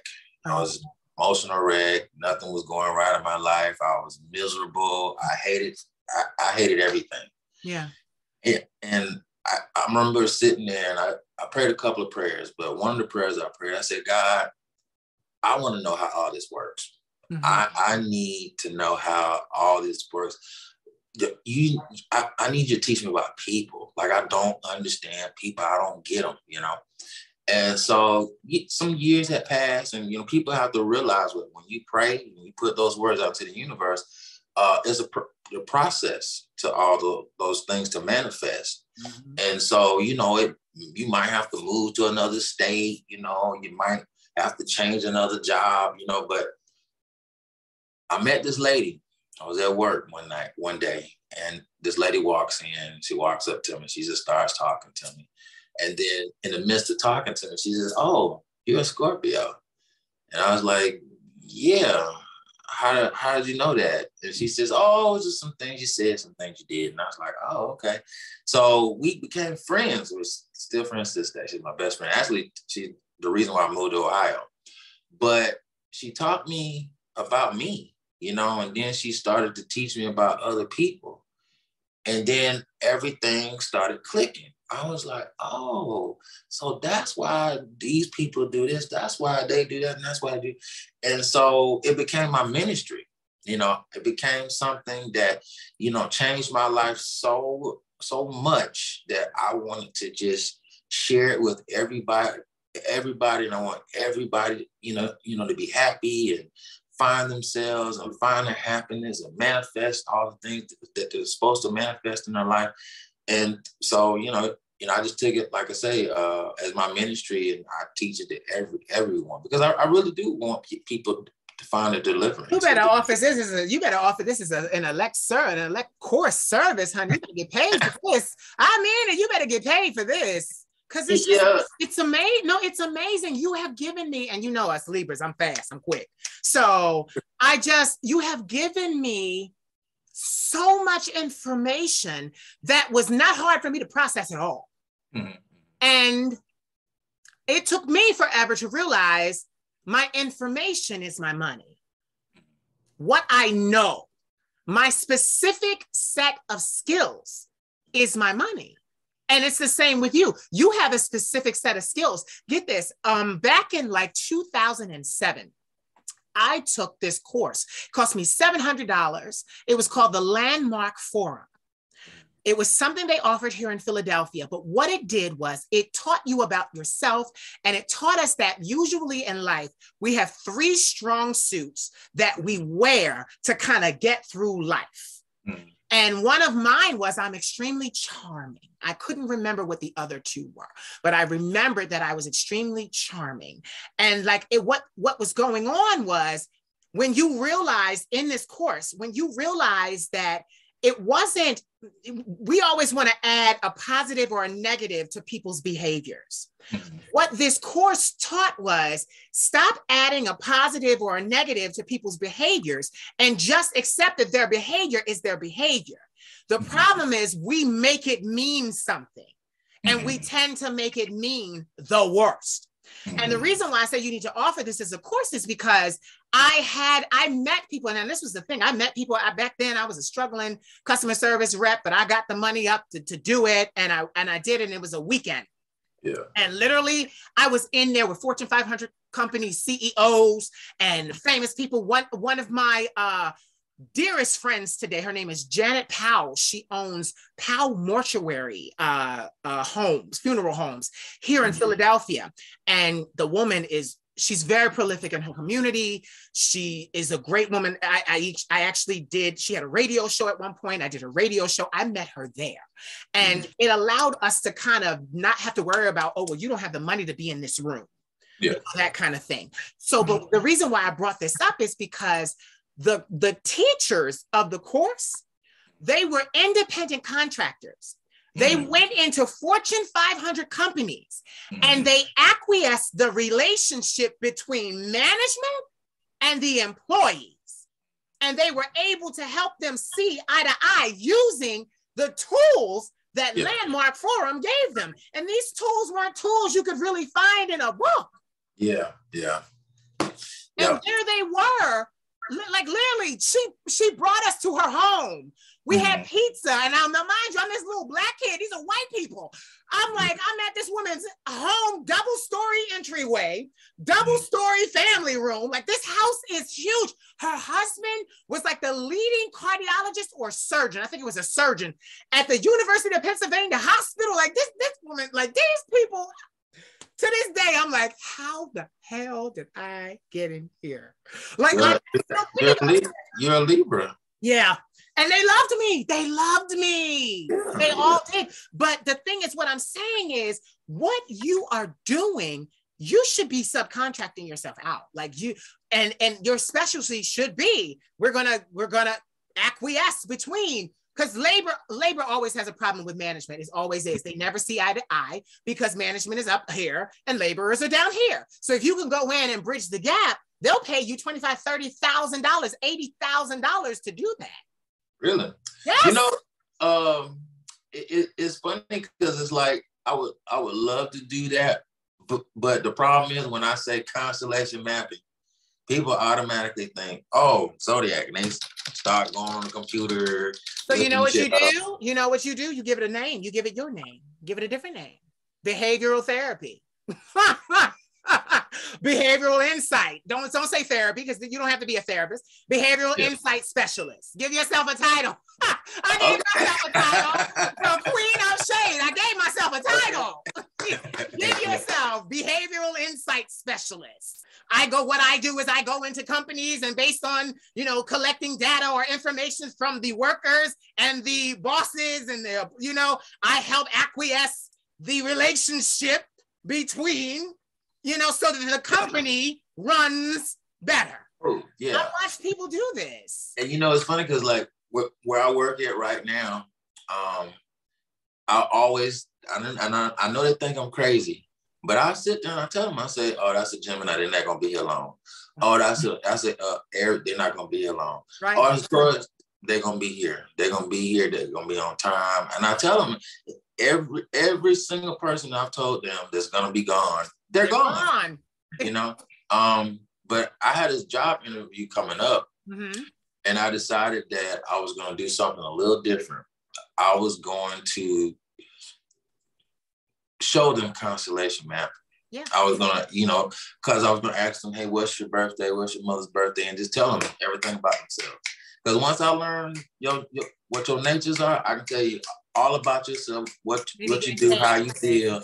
And then if you married, I can tell you all about your marriage. And they be like, damn, do you know us? And it's like, no, I just know your behaviors. But it's just like on certain shifts, I put certain people, certain natures together, like the earth natures and the water natures. I usually like to keep them together because, they work well together. If you throw a person that's you're doing, you're going into a company, helping it run better. You should be a subcontractor. You should be a contractor. You should literally be getting paid to do this. Because what you're doing is you're going into companies that, listen, they don't care if it was voodoo. If you could turn around and help their company workers work better and have an increase in sales and productivity. I guess what I would have to make some business cards and go and sell myself, right? Yes, and you can do that. See, I know you could do it because you listen, I did it. You looking at her. I did it, honey. I threw on a wig, I threw on a dress, I threw on makeup. I did it, honey. I made me a job. You just took, a constellation mapping and turned it into a corporate name, snap of a finger. Because if I walk in the door and I'd be like, oh, yeah, I teach constellation mapping. No, don't call it that. Don't call it that. You got to call it something else. You got to have behavioral specialist. I'm a behavioral specialist. Okay. And what I do is I go into companies and I acquiesce the natures and the relationships between the higher ups and the employees. I can help your company run smoother. And then that's what you do. And that could be a part of your workshop. They all take this workshop. They got to pay you an obscene amount of money to take this workshop. And then you turn around and you get in there and say, okay, where's all of these people? Where's all of these people? Where's all of these people? And literally, I need y'all over here. I need y'all over here. Like literally, you will be rearranging the whole company. You'll be and it will work better. It will run better. Okay, let me tell you something. The person that I said was my thorn in my side, they don't know that I knew of them long before they ever knew of me. And what they used to do was go into companies, teach them how to market, teach them through their methods how to get things done, how to market. Okay. They don't know that I know this, but I guess because they watch everything that I do, they know now. Baby, I got your number. Okay. But he contracted himself out to these companies where he could write his own ticket. I have mentees that call me. They are COOs, very high, and get this, higher ups. I don't have not near a degree. I just have 20 plus years of life experience, having the worst things happen to me and having to make the best and figure out strategies and ways out of it. Okay. So that is my specific set of skills. Now, when someone sits in front of me, we kind of do the same thing in a different way. It's just called different things. Yeah. Because I'm not so much the zodiac, but I literally get the people in front of me. They tell me what happened in their lives. And then I help to map out what they need to do and what they should do, what they should have, what they should go. I help them put things back in order. Basically, the same thing I was taught. I pinpoint their trauma and we start there. You need to be getting paid for this. Like literally, this is calling you. This is calling you. I have been thoroughly enthralled in this conversation since it started. You need to be doing this. Yeah. Business cards, come on. I'm a behavioral specialist. This is what I do. I go into companies, I help them work better. I help employees find better. A series of workshops where I actually work with employees to actually get them to see common ground, common work better together. I help bring unity. Like you listen, in 2022, this kind of job is what is needed. You listen, in 2022, the only way to get ahead is to specialize like this and to have your own business. It's the only way. So when you have a specific set of skills that you do, you have a specific set of skills, you can make a living from this, a damn good living. That's what I've been wanting to, you know, because like, okay, so I get, for me, it was like, I see the aspect of making money, but I didn't want it to, I was afraid that it might overshadow, you know, my desire for everybody to live, you know what I mean? And well, I guess, let me help you here. Mm-hmm. I can tell you exactly what phase you're in right now. You're in the phase where you love what you do, so you'll do it for free. You're not at the phase, because I was there too. You're not at the phase when you realize I love what I do and I deserve, hear that word, I deserve to get paid for what I love to do. See, this is the difference. I know exactly where you were, because when I first started, I did it and I did it and I did it and I did it and I did it. And it took me years to realize I can get paid for this. And get this, I'm not cheap. Do you know how much it costs for listen to this. And this is, listen to this, and I'm gonna tell you on camera. Yeah. For me to mentor you for 60 minutes, it's $250. Wow. And I got clients. Wow. Okay. Okay. It's $250 for 60 minutes. And that's just the introductory fee. It's going to go up. Listen, you have something you love to do now, and get this, unfortunately, Black people think like this. That we don't believe that we deserve to be compensated for our skills, because we just think, oh, I want to do this. I got to do this. The hustle mentality. You are not on a train selling DVDs. You have a very specific set of skills that can help, let me tell you, the world. And like I did, let me tell you something. I got in a group, I was in a meeting, and they were looking at my brand, and they said to me, you gave away your best content for free for 6 years. You should have got paid for all of that, and you didn't. You shot yourself in the foot. How can you get out of this hole that you have dug? I left Instagram at that moment. I literally left Instagram. I stopped doing them videos at that moment. Okay. Well, listen to this. I gave, in 6 years, I gave Instagram exclusively 22,000 fully scripted 60-second videos. 22,000. Yeah, you know that is true, because I noticed. Because I, you know, we've been following each other for a while. Yeah. And I noticed, I was like, you know, I don't, because it was a moment I didn't see you at all. I didn't see you at all. Right. I didn't see right. A long time. Right. Oh, you see on all the time. Boom. Right. So I had to change that. Listen here. I had to change that. You see this dress? This dress wasn't changed. You see this hair? Don't play with me. These lashes? No. Yeah. No, I had to get it. I had to change my strategy, or else I would be in the poorhouse. I had to believe, and get this. This spoke to self-worth. Mm-hmm. I had to believe me, the college dropout who didn't have a degree, actually medically withdrawn. But anyway, I had to believe that I was worthy of compensation, because for years I didn't. I just wanted to get it out there. I just wanted it out there so that if I died, I had some legacy to leave behind. Yeah. Let me tell you something. Pastors and preachers get paid for their ministry. You said it's your ministry. Yeah. They get paid. Preachers travel all across this damn world getting paid to minister. And if you don't have their money, they're going to pull a Juanita Bynum on you and leave. Okay? Yeah. Like, that's the next phase. But see, this is what, now see, you did what you did in this conversation. And as we wrap up now, I'm doing what I do. I'm giving you an idea because this is what I'm supposed to do. I'm not here to force anybody to do anything my way. All I do and get paid to do is offer a different perspective. You've been doing it this way. Consider this. And then literally the light bulb, I saw the light bulb go on in the center of your forehead. Yeah. Yeah. I saw it. Yeah.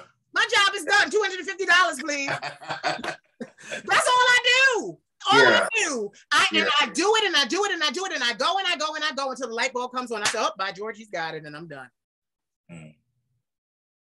Yeah, I mean, because you know, like I tell people all the time, I say, you know, God is everywhere. God is in all things, even conversations between two people. And a lot of times you might be having a conversation, and it may be a reason why you're having this conversation with this person. Yes. You know, because they'll say something. It could be a whole hour conversation, but they'll say something within the 5 minutes of this conversation, that something that resonates to you, something that you needed to hear, or sometimes it could be an instruction. You know, an instruction that, hey, you want this, we'll go to this because I love, you know, what you said. You know, you need to be teaching this to companies. You know, companies need this. You should be getting paid for it.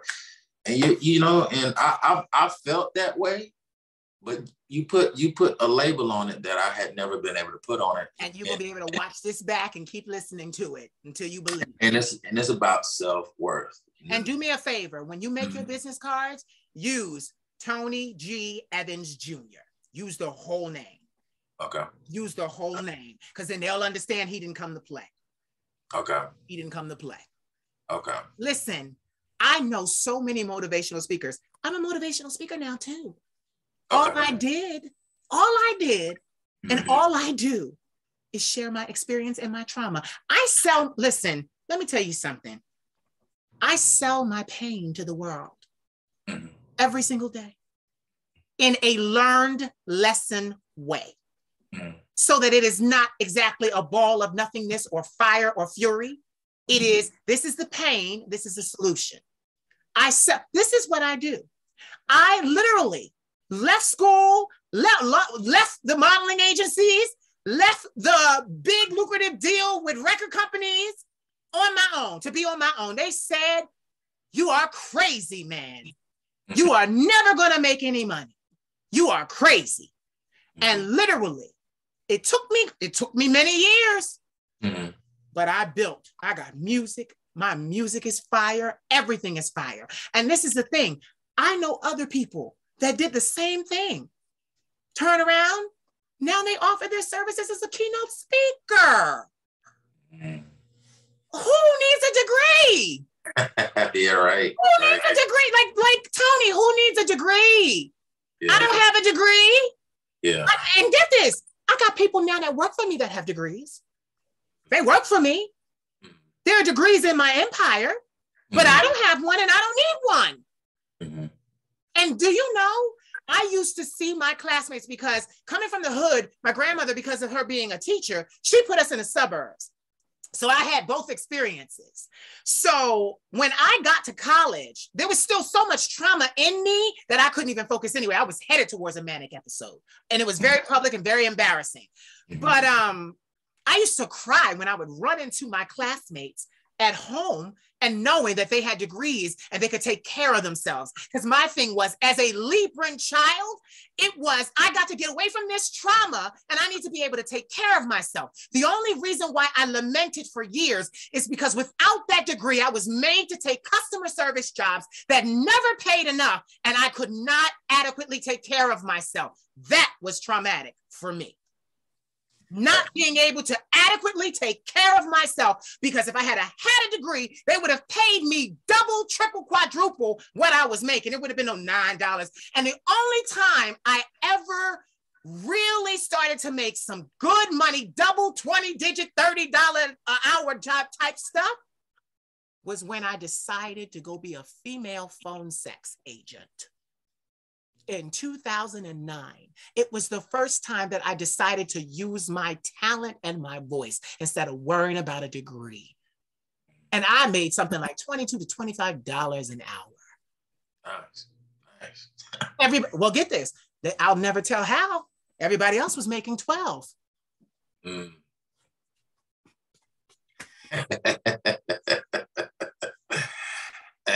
Libras about that money now. Let me tell you. But get this, because of the trauma in my life, I lost that. I wasn't always about my money. I lost that. My heart was so hurt and I was so bleeding that I just wanted anybody to see me, just anybody, to just acknowledge that I was there. And then I realized, in doing all of this work, having the therapy for 15 years, having the medicine, having the therapist, and then doing what I do, I found my confidence. If you walk into anywhere, you talk about that. If you walk in anywhere confidently and say, hey, I'm Tony G. Evans Jr., and I am here to offer my services as a specialist. This is what I do. I teach workshops that help with the behavioral development of employees and bosses. They're going to look at you like, first of all, you're going to get the weird look. So expect the weird look. But then you're going to get the, please hold on. Yeah. There's someone in the lobby here to see you. That's all you need. That's all you need. And the only reason I can tell you to do this and that it'll work is because I did it. I did it. And that, I never thought that would happen. I never. When I first, and then mind you, I do everything. So I got 4 albums out now. When I first released my music, I released it for free. My grandma said, oh, hell no, baby, because that studio time wasn't free. Yeah. That mix and that master wasn't free. You need to pull that down. Yeah. And literally, I've had music executives come to me and say, interesting. You're teaching your following how to handle you and how to treat you because you're charging from the beginning. That's rare, but that's how it's supposed to be done. They've slid in my DMs and said, you've already set this machine up. That's what I was doing. People, oh, well, he's not known on this, and he's not this, and he's not that, and he's not. Baby, it wasn't for today. Because of that person bullying me, it put longevity in me. Everything is built, Tony. One more, I went viral 6 years ago. Let me go viral again. Everything is waiting. I don't have to do nothing. I will literally wake up from my job, from my sleep, and my Cash App will be going off. It'll just be everywhere. Like what I have done is unheard of. And my grandmother said to me, you're the first to ever do it. Get this. It took me so long to realize this. If I am in business for myself and I have an excellent product and I know how to market it, if I watched J-Lo be an actress and a singer, a recording artist, for as long as she did, and she's worth $450-something million, mind you. And that is paying everybody that helped her get to where she is. All I gotta do is hang on and keep promoting because I don't have anybody else's hand in my pocket. Everything that comes to me will be mine at the gross and not the net. That is what the Hollywood insider has been trying to stop. Because let me tell you something. When the Nene Leakes thing happened and that person got scared because they thought that would bring world news because Nene is loved and famous, They leaked my album to keep me from making money. That's when my album got leaked. But look at this. I'm up there with my lawyer. He's teaching me how to take and issue Digital Media Copyright Act takedown notices all over the internet. We trying to get to the people at the site. He put my whole name up there. Bjorn Dufault, Queen of Shade, music. I had 24 tracks on my album. He got 20. I didn't know what was up with that. But look at what I did. And he stopped. Mm-hmm. I had other music.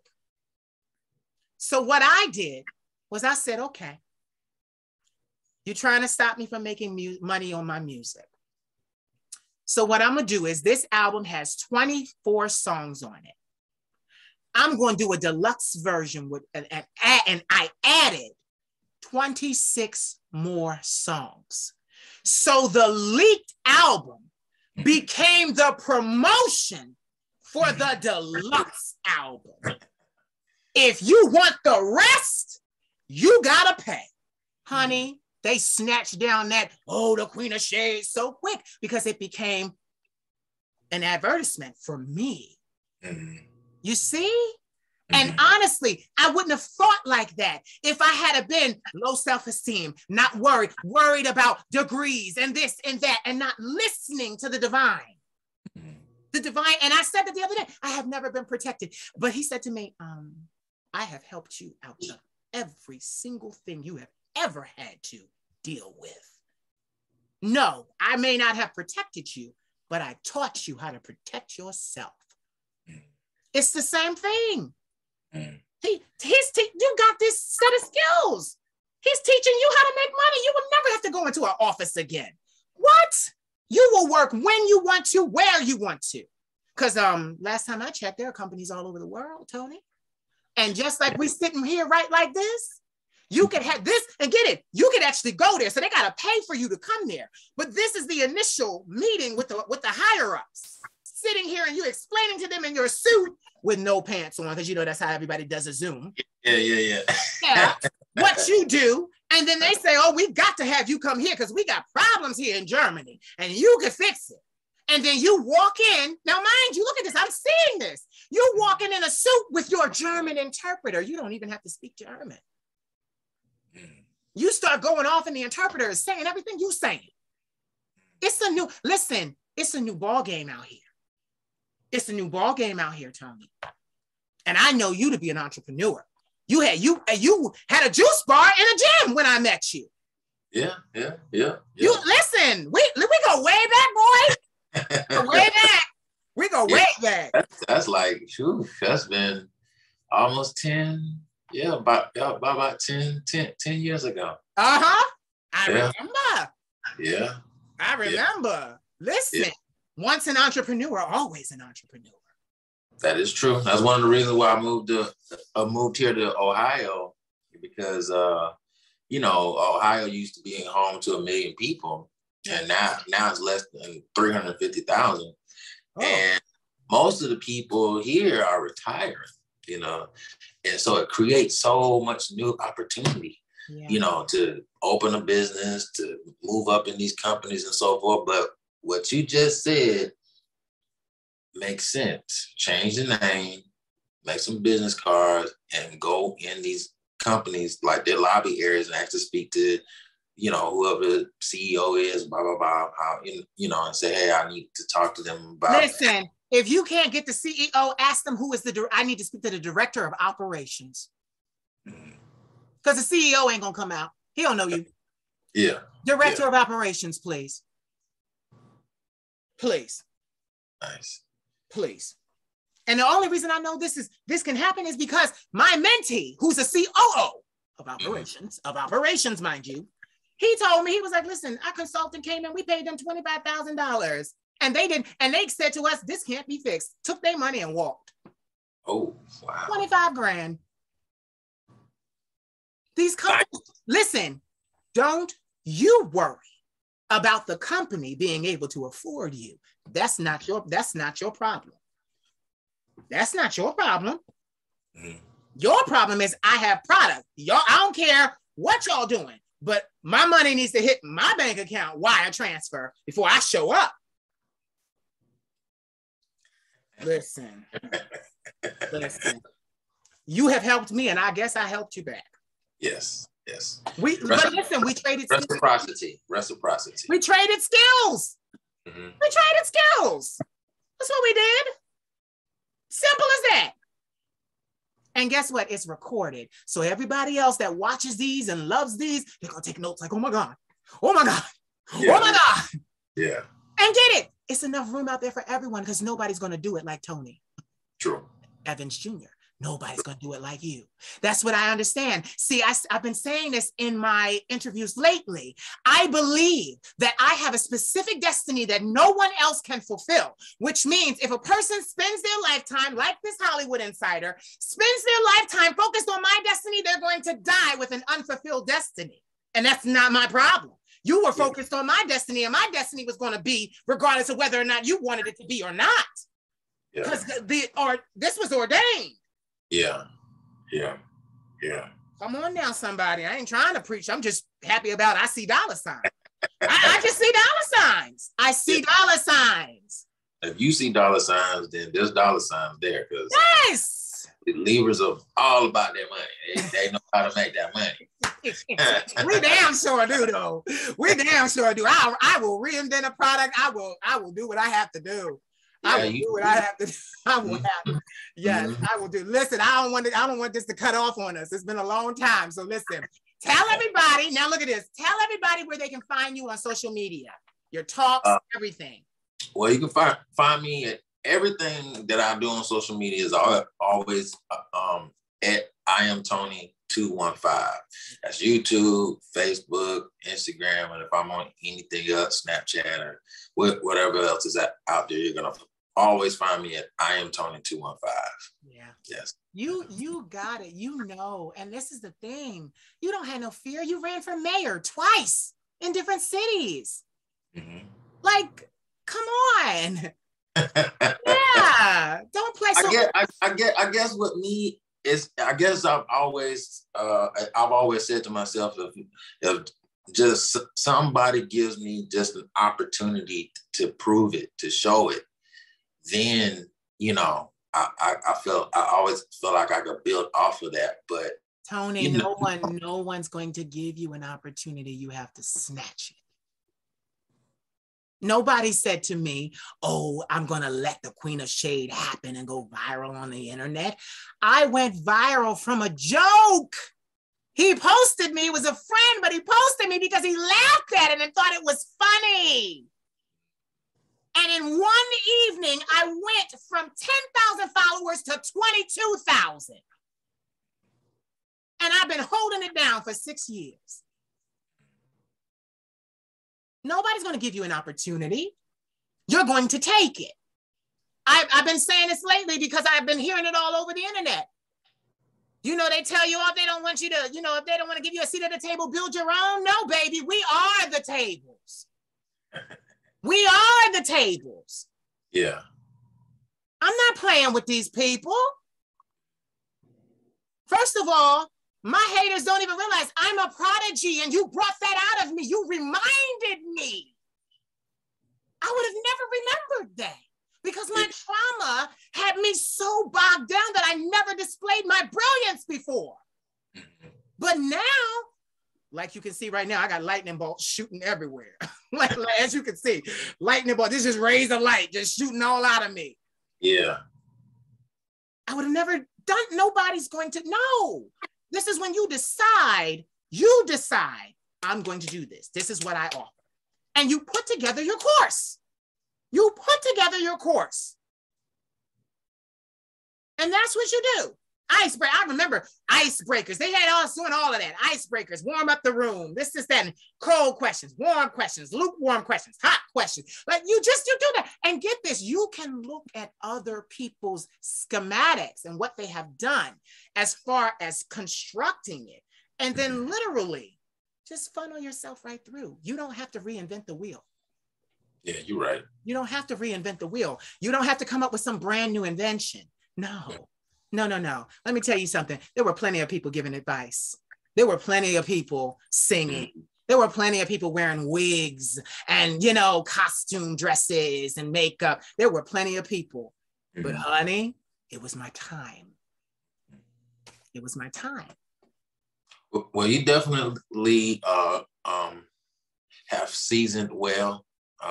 You know, I can definitely tell you're seasoning what you do because, you know, I followed you for a while. Yes. Yeah. And you can definitely see that you're better, you know, mentally, emotionally. So I'm definitely proud of you. I'm happy for you. You look amazing. You look amazing. Thank you. I didn't know this. And get this, Tony, I didn't know what my next step was. It's okay not to know. I didn't know. Church, I put on my grandmother's blue church hat one day. It was in this room. It was hot. I had no clothes on. You remember this? Like I cringe at my old videos. But what I said is so important. But look at this. What I said was so important. And I made sure that it was scripted so I could copyright it. So get it. Now I'm going to do the book and look like this. The information will still sell. Yeah. Never mind how we started. The information is good now. It's relevant now. Now that I look like this, now that I'm marketable, personable, have a huge personality and confidence to boot. Now it serves me even more. Child, look, okay, we got to go because I got to get this thing out. It's 9:05. We have talked. I have enjoyed you and you have blessed me. And I can't wait to watch this back. And I hope that I turn around and bless you. And another thing, you're a little long-winded. That's good. You need to be teaching a course because look how fast I am. Yeah. Listen, 60 minutes ain't long. I got to get these people what they need for $250. Yeah. I got to be able to do this, get in and do the surgery quick. Yeah. Because ain't no, let's finish the surgery and another $250 call. They're going to look at me like, bitch, you a lie. You got to get it right in this time. And get it, my 60-second videos. Prepare me for my 60-minute videos. These.